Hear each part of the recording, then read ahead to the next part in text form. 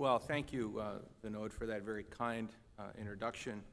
It's been a true privilege to serve as the 64th president of the STSA. The staff, including Beth Weiner, Laura Meadek, Rachel Pebworth, and others, have been responsive and very supportive as we undertook a major overhaul of this year's annual meeting program. Similarly, I owe a debt of gratitude to the STSA council members, committee chairs, and others who worked very hard to put out this very spectacular meeting. I have no disclosures. My wife, Julie, and I were introduced to the STSA during my surgical residency by Gordon Murray, who at the time was the 40th president of the STSA. In 1993, as a third-year surgery resident, I presented one of my first papers at the STSA. The title of the presentation and manuscript was The Potential Application of P53 as an Intermediate Biomarker in Barrett's Esophagus. I mentioned this early academic experience, which occurred nearly 25 years ago, because of the influence it had on my career path and its relevance to the address you've graciously given me the opportunity to present to you today. Before I begin, I would like to acknowledge my parents, Sarah and Sandy Jones, who could not be here today. My father was a successful businessman and a complete wizard with numbers. My mother raised 3 children, as you saw, and allowed us to play outdoors from literally dawn to dark. They instilled in me a strong work ethic and the expectation that in my own way, I would make a difference in the world. Julie and I grew up together and have been married for 25 years. She's a PharmD and ran the pharmacy for the Department of Medicine at Duke University during our time in North Carolina. She's an amazing woman, friend to all, and what I describe as a giver. She's the love of my life, and I'm glad she's here today. Julie and I have 2 daughters. Abigail's a senior at Wake Forest University, majoring in health and exercise science, with plans to become a physical therapist. She's bright and talented and connects with literally everyone she meets. She's an exceptional human being. Maddie is a sophomore at the College of Charleston in Charleston, South Carolina. She's an art history major and is beloved by all who know her. She's a beautiful old soul, and I'm constantly amazed at her wisdom, loyalty, and perception about people, the world, and her place in it. I would like to recognize several individuals who've been teachers, mentors, sponsors, and friends in my personal and academic life. During my general surgery residency at West Virginia University, Gordon Murray was the chairman of the Department of Surgery and was my first introduction to academic surgery. Herbert Warden performed the first congenital heart surgery procedure in West Virginia and was trained by Walt Lillehei. He and his wife Audrey were always amazingly supportive. During my thoracic surgery residency at the University of North Carolina in Chapel Hill, Dr. Ben Wilcox was exacting, yet supported and encouraged my research interests. Like Gordon, he was a past president of the STS and understood and shared the importance of actively participating in our thoracic surgical associations and societies.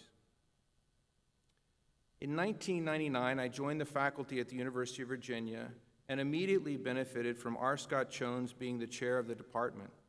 He was president of the American College of Surgeons and the American Surgical Association, but he certainly found time to enjoy his horses and play music. Irv Krohn, past president of both the STSA and AATS, has been a mentor and friend since I've known him.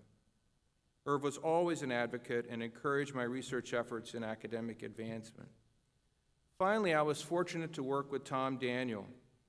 Tom was chief of thoracic surgery when I arrived at UVA and is a superb surgeon and is the definition of a Southern gentleman. He and his wife Marjorie and their family have been friends of our family since we arrived in Charlottesville. In 2013, I left the University of Virginia and joined the faculty at Memorial Sloan Kettering Cancer Center. Peter Scardino, shown on the left, was chair of the Department of Surgery and was hugely instrumental in convincing me about what may be possible at Memorial. Murray Brennan, chair emeritus of the Department of Surgery at Memorial, immediately made himself available. We've had multiple dinners where I've benefited from his sage advice and certainly selected wines from his native New Zealand. I owe both of these individuals a debt of gratitude. Finally, I want to acknowledge what is inarguably the most talented group of thoracic surgical oncologists in the world. Shown here are my partners who continually push the boundaries, support one another, and have a commitment to working with other members of our disease management team to cure cancers of the thoracic cavity. Collectively, all 11 of us are on our own paths to achieving expertise, and it's a privilege for me to work with and learn from them every day. Let's begin. In 1958, Edward Kaplan, a mathematician from the University of California, and Paul Meyer, a statistician from the University of Chicago, submitted separate but similar manuscripts to the Journal of the American Statistical Association. The editor, John Tukey, a renowned Bell Lab investigator and Princeton professor, was a prior doctoral advisor of Paul Meyer, and he convinced them to combine their work into one paper. This unusual and somewhat forced collaboration took 4 years to actually complete the manuscript. The result is a paper that's now been cited over 52,000 times, and a methodology with a curve that some say has in fact changed the world. In cardiothoracic surgery, our patients frequently ask us, how long will my prosthetic valve last? What's the likelihood of Dad being alive in 5 years? Will my infant son be neurologically intact after surgery? In addition to our clinical expertise, we use these Kaplan-Meier curves to attempt to answer these challenging questions at an individual patient and family level. However, I would submit to you that we more commonly use these curves to measure progress or lack thereof in the outcomes of the specific diseases that we treat. There are several factors that can affect the curve, including lead time bias, heterogeneous study populations, different eras of treatment, and certainly new therapies. However, if we as thoracic surgeons actually wanted to bend the curve, how could we do that? What would it take? I believe that we begin to bend the curve and improve outcomes for our patients by embracing the quest to become an expert. In fact, there's an emerging science of expertise, and as you'll hear, it's not related to IQ, where you trained, or experience, or age. It's this journey of acquiring expertise and the characteristics of experts that we will discuss today. As physicians, we have all received a call or an email from a relative, friend, or colleague asking for a recommendation for an expert. The call typically goes, "My wife has a mass in her lung that may be lung cancer. We're devastated by the news. Can you recommend someone who's an expert in this area?" People, including you, your family, your friends, and your patients, want to see an expert for their medical problems.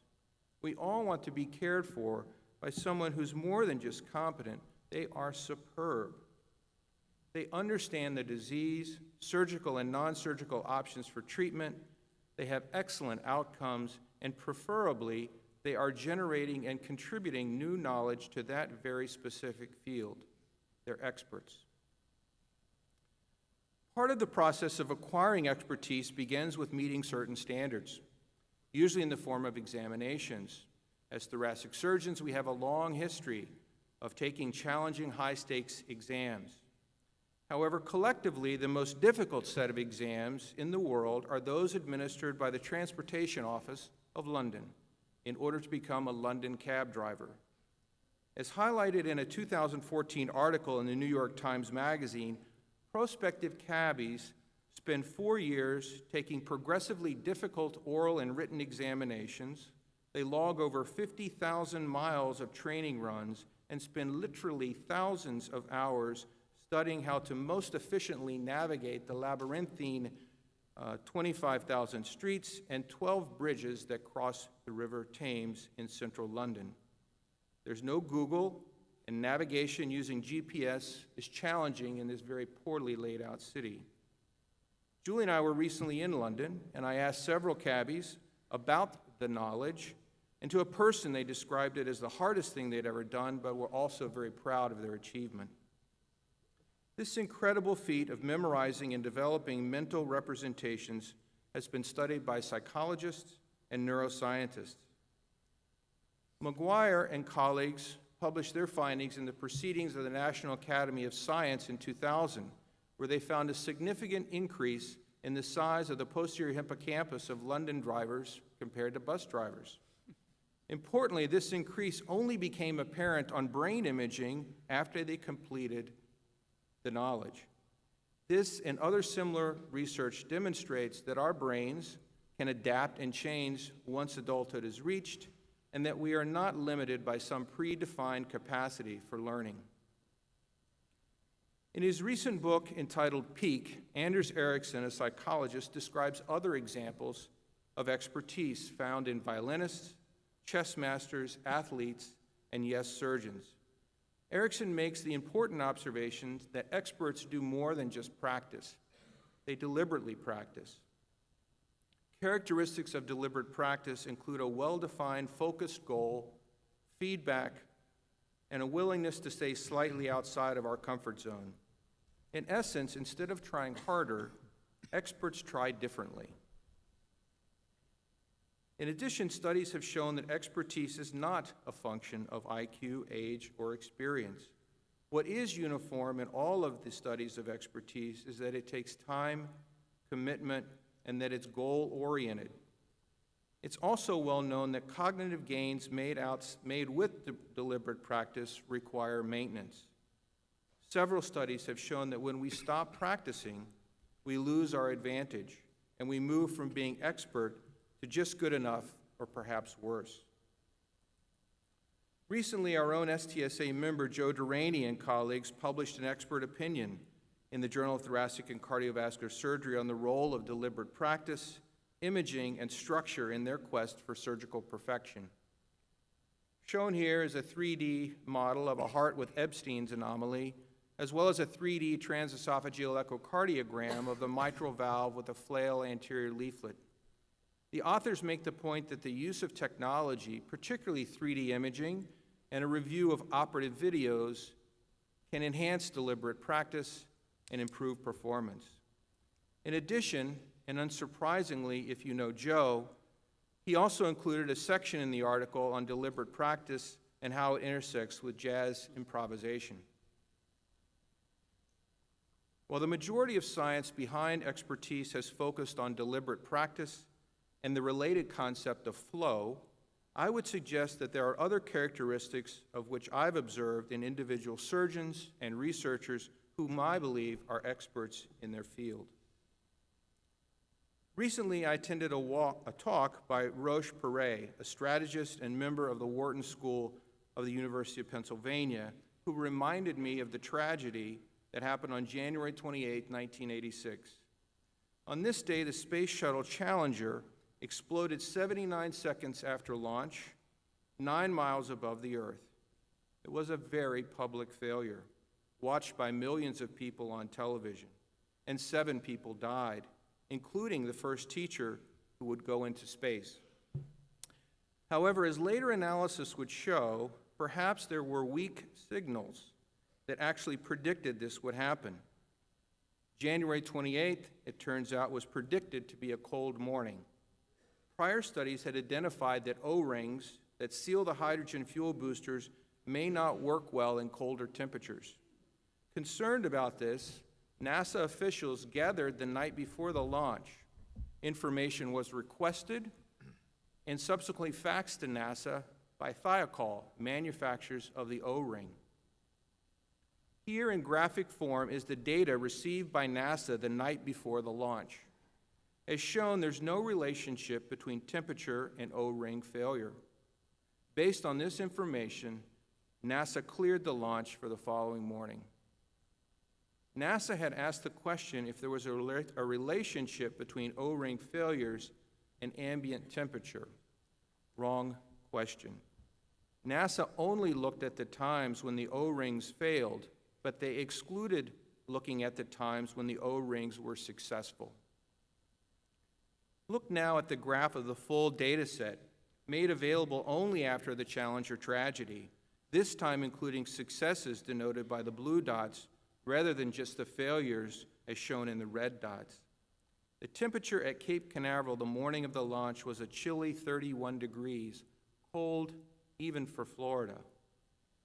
As shown here, the probability of an O-ring failure at 31 degrees is nearly 100%, and if this had been known, would have predicted that the launch would fail.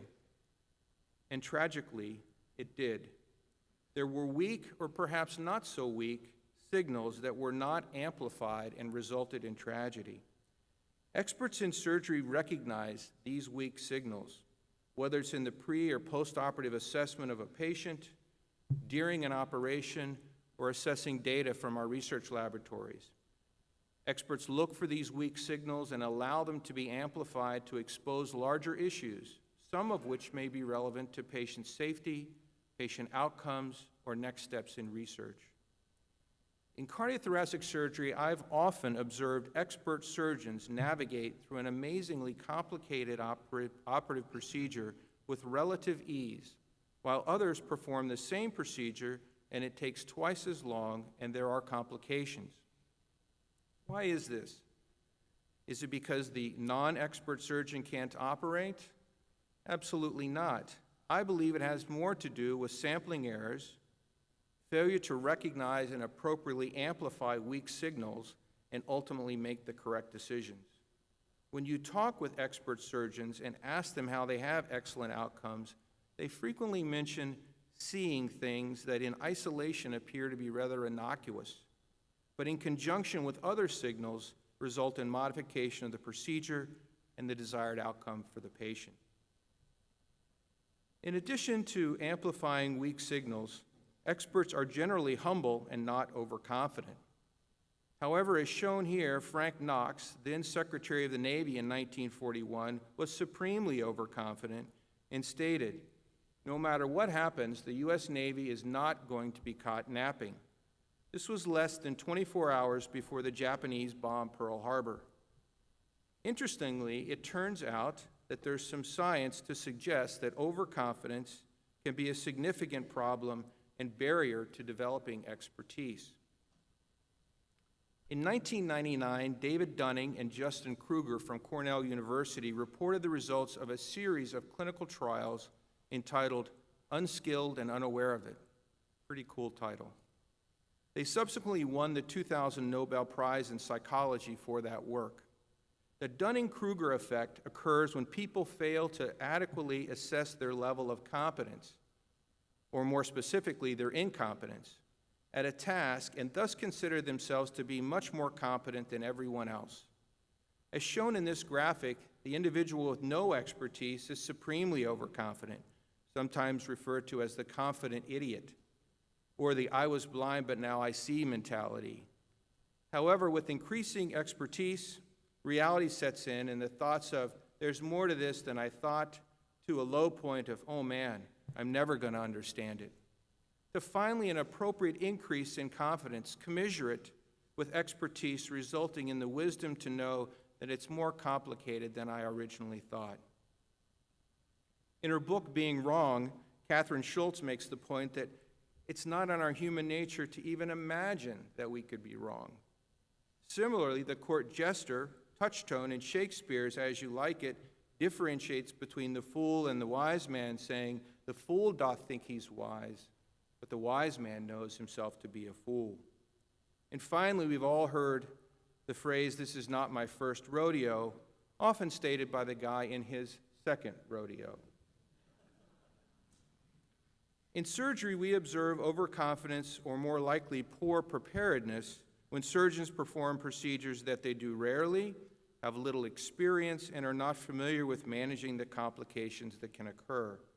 In contrast, experts appreciate the depth and complexity of the diseases we treat and realize that one treatment approach does not fit all. To better illustrate the Dunning-Kruger effect, I recommend this short video by writer, actor, and co-founder of Monty Python, John Cleese. If you're very, very stupid, how can you possibly realize that you're very, very stupid. You'd have to be relatively intelligent to realize how stupid you are. There's a wonderful bit of research by a guy called David Dunning at Cornell, who's a friend of mine, I'm proud to say, who's pointed out that in order to know how good you are at something requires exactly the same skills as it does to be good at that thing in the first place, which means, and this is terribly funny, that if you're absolutely no good at something at all, then you lack exactly the skills that you need to know that you're absolutely no good at it. I actually put this into today's presentation so you would think I have a sense of humor. Another characteristic of experts is that they're more likely to recognize original ideas and their applications. I'll give you two examples. In 1962, Decca Records turned down the opportunity to manage the Beatles, telling them they didn't like their sound and that groups of guitars were on their way out.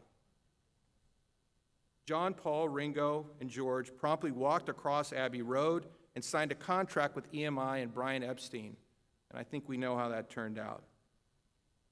Epstein saw the potential and originality of the Beatles that nearly every other recording company in London did not. This is not to say, however, that experts are always correct.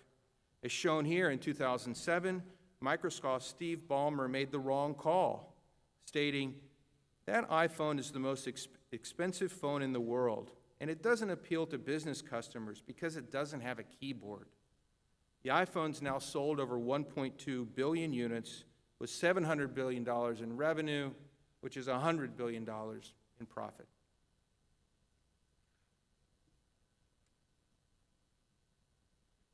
We all lead very busy lives and increasingly are forced to attend to matters unrelated to patient care or research. You may, however, be pleased to learn that this is by no means a new phenomenon. In 1819, 6 years before he won the presidency, 52-year-old John Quincy Adams anticipated Kierkegaard's proclamation that of all ridiculous things, the most ridiculous is to be busy. And Adams lamented the absurdity of the ineffectual busyness that animated his days as Secretary of State. As quoted by Adams in his diary, "Every day starts new game to me upon the field of my duties, but the hurry of the hour leaves me no time for the pursuit of it, and at the close of my career I shall merely have gone helter-skelter through the current busyness of the office and leave no permanent trace of my ever having been in it." In another diary entry penned 15 years earlier, the 37-year-old Adams lamented his tendency to lose himself in rabbit holes of what may be interesting but not relevant to the larger aims. He, like experts, understood the meager correlation between effort exerted and results obtained when clarity of purpose is lacking. Even the mightiest discipline, after all, is wasted without direction. Adams mentioned the lure and false promise of rabbit holes. As pointed out by David Sugarbaker in his 2014 AATS presidential address, a focus on clarity of purpose and avoiding interesting but diversionary pursuits is an important trait. In addition, I believe that experts also have an uncanny ability to manage and delegate the busyness in order to remain true to the larger goals which are more likely to advance the field. Experts also understand the importance of studying and working on an important problem. Sir Peter Medawar won the Nobel Prize in 1960 for his pioneering work in graft rejection and acquired immune intolerance, which today are the cornerstones of organ transplantation. I use this quote whenever I can over the past 15 years as I think it's important. He states, "Any scientist of any age who wants to make important discoveries must study important problems. Dull or piffling problems yield dull or piffling answers. It's not enough that the problem should be interesting. The problem must be such that it matters what the answer is, whether to science or generally to mankind." I believe this remains true for us today, and is certainly true when we pursue expertise. None of you will argue that we live in an accelerated world. My life and work often look like this image of acceleration and speed, colorful but blurry and so fast.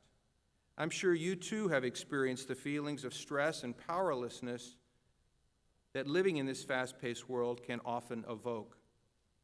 Information streams in without request, and the demands on our time are seemingly unworkable. As an example, there were 1.3 million articles published last year alone, having nearly doubled over the past 10 years.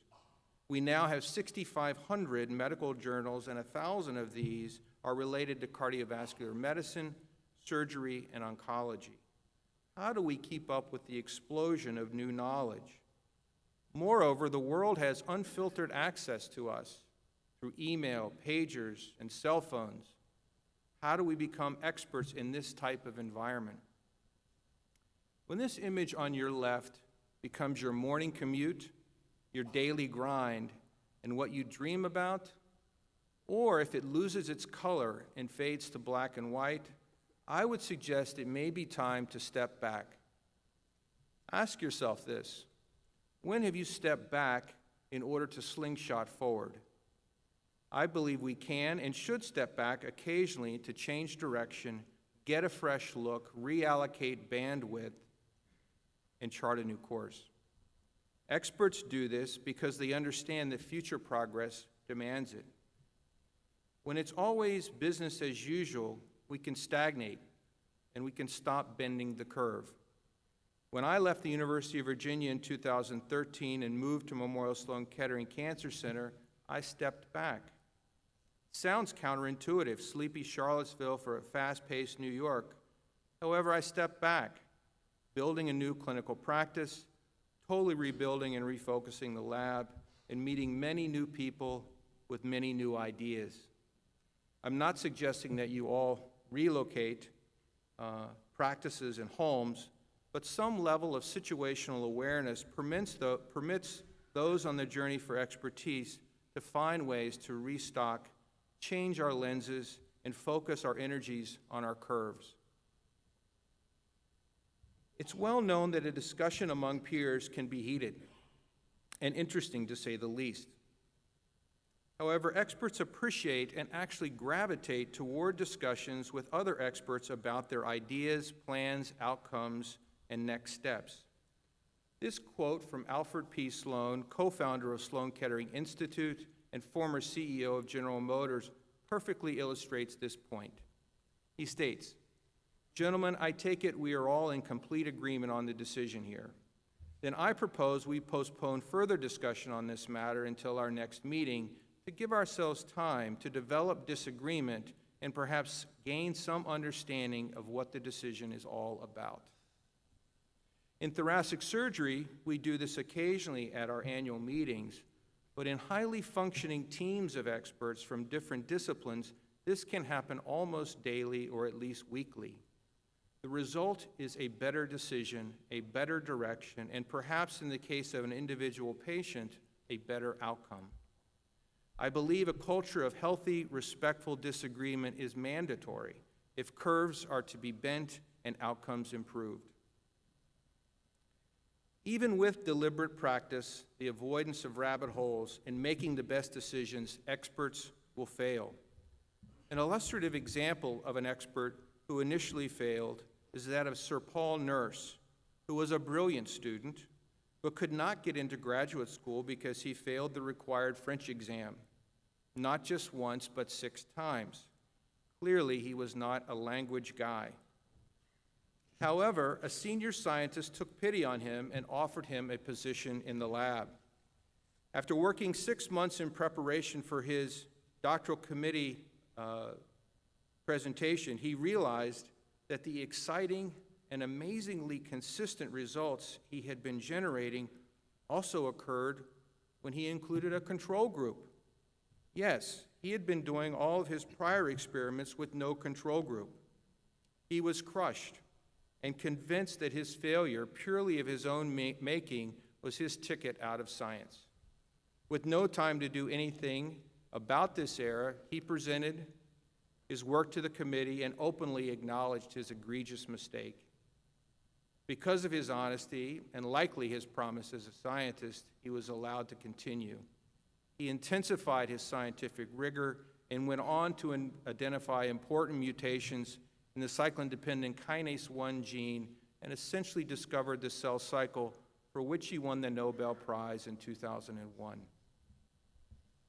Like Dr. Nurse, cardiothoracic surgeons do make mistakes and do have very public failures, a serious complication, a patient death. Experts, however, understand that without failure, it's impossible to grow, to move forward. No one generates new knowledge, perfects new surgical approaches, or becomes an expert without failing more times than they succeeded. We've discussed many of the characteristics related to expertise in cardiothoracic surgery. However, in his recent book, The Death of Expertise, author Tom Nichols discusses the assault on expertise, some of which clearly applies to our profession. First, we have a Lake Wobegon mentality. As reported by the New York Times in 2013, 50% of medical school curriculum directors admitted to grade inflation. And more importantly, over 40% said they had given a passing grade when they should have failed a student. We probably do the same, although hopefully less, in our thoracic surgery residency programs, although we don't admit it. In essence, we all live at Garrison Keillor's Lake Wobegon, where all the children are above average. A second concern is the confirmation bias, where one believes what supports their preconceived ideas and dismisses data that challenge what we accept to be truth. Confirmation bias in medicine, surgery, and research is significant. Examples include the researcher who refuses to believe the data because it doesn't fit expectations, the surgeon who will not accept the possibility that there's really a complication here, or the increased number of falsified and inaccurate scientific reports published because they're from a prestigious individual or a prestigious institution. Finally, the "it is never lupus" syndrome, popularized in the TV episode House, where the arrogant physician always says it's never lupus, only one day to finally have a patient who has lupus and not be able to make the diagnosis. The media has become the medical expert in many cases. This is primarily because the average American spends 5 hours a day, or about 35 hours a week, watching TV, roughly equivalent to a second full-time job. Moreover, the percentage of non-book readers, including e-books, has tripled over the past 40 years to now 25% in America. Compounding this waste of time are the self-professed experts on any number of medical procedures, diagnoses, and diseases. These typically include daily talk show hosts, celebrities, athletes, and reality TV stars. Crowdsourcing expertise efforts like Wikipedia have significant limitations in the quality and accuracy of their information, no matter how well intended they may be. It turns out that many of the authors are employed by companies and PR firms with their version of the story. The biggest problem with Wikipedia, unfortunately, remains a near complete lack of expert peer review. Finally, there's Google. If somebody wants to know the answer to a medical problem, they Google it. The patients then arrive in the office with the diagnosis, treatment plan, and expected survival already established because they perceive Google and the internet to be the expert. This immediate and 24-hour-a-day access to poorly vetted information without context remains a significant threat to true medical expertise. Most of what we have discussed so far focuses on expertise at an individual level. But how does expertise really translate into bending the curve?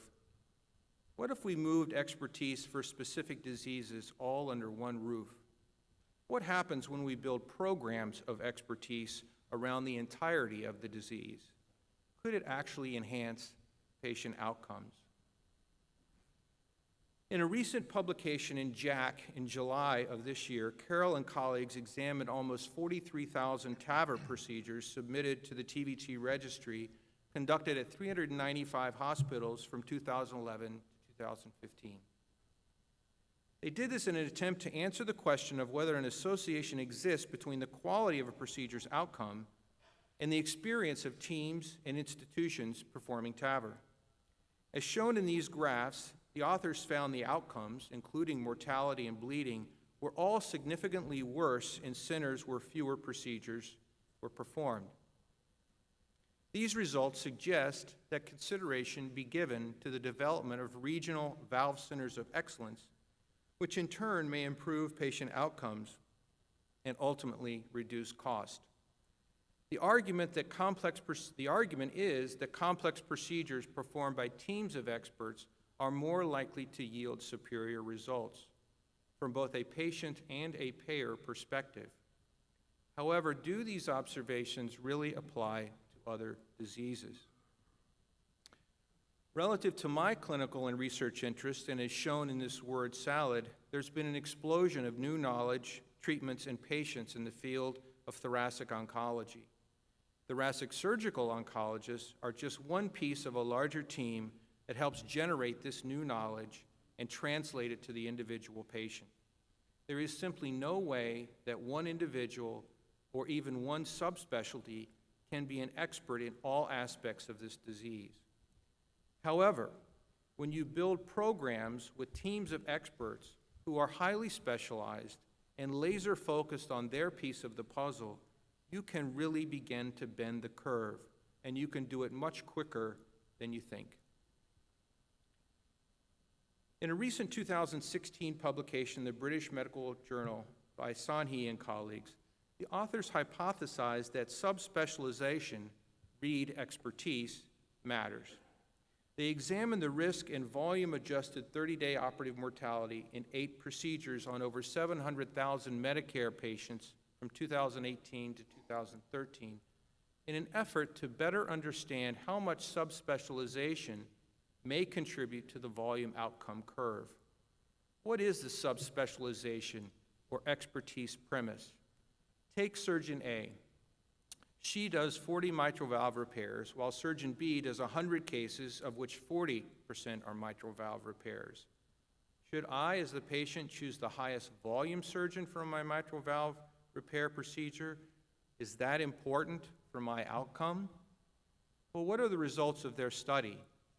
While a volume outcome association was observed in many of the procedures, the percent of volume outcome relationship due to subspecialization was very high at 53% for valve replacement and 84% for performing a quality lung resection. Clearly, subspecialization or expertise matters when looking at outcomes for specific cardiothoracic procedures. In support of the impact of expertise on outcomes, I offer the following. There are 11 dedicated cancer centers in the United States that were designated or created in response to the National Cancer Act of 1971, which declared a war on cancer. These centers only treat cancer patients, and all research performed at these institutions is related to cancer. Shown here is a bar graph of the 11 institutions of the Allied Dedicated Cancer Centers, where each bar represents a distinct cancer center. The severity-adjusted 5-year survival for all cancer patients treated at those institutions is compared to U.S. academic medical centers, shown as the green bar, and all other U.S. hospitals, shown as the red bar. In all but one, the dedicated cancer centers have a superior survival for our children, our parents, our families, our friends, and for all others who are afflicted with cancer. This and similar stories, whether it be valve centers, aortic programs, or complex congenital heart programs, is what is possible when you bring experts together and ask them to bend the curve. This leads me to wonder if the difference in outcomes is not really a volume outcome relationship, but perhaps it's an expertise outcome relationship. To me, this makes more sense. When groups of individuals who are experts in their field come together, patient outcomes improve and costs of care are reduced. There's real value. As I hope to have shown you, surgeons don't acquire expertise by simple practice or experience alone. It's most commonly achieved through a culture of metric-driven practice, transparency in the examination and critique of our results, and a willingness to be a little uncomfortable and slightly out of one's comfort zone. As you also have seen, there are characteristics, habits, practices that experts use so they can study important problems, generate new knowledge, and hopefully improve the lives of others. It's hard work, but it's good work. The results which come when experts work together and are focused on a specific disease are exactly what our patients want. This is why our patients, our families, our friends ask to see the expert. In conclusion, I encourage every student and resident, as well as my fellow cardiothoracic surgeons, to find a curve that matters to you and to the patients that we have the privilege of serving. A curve that you're passionate about. A curve that perhaps you will spend your entire professional life studying. And when you find that curve, dream what it would be like to actually bend that curve, to decrease the suffering in our patients, to improve not only length, but quality of life. Then begin your own journey of the hard but fulfilling work that's required to become an expert.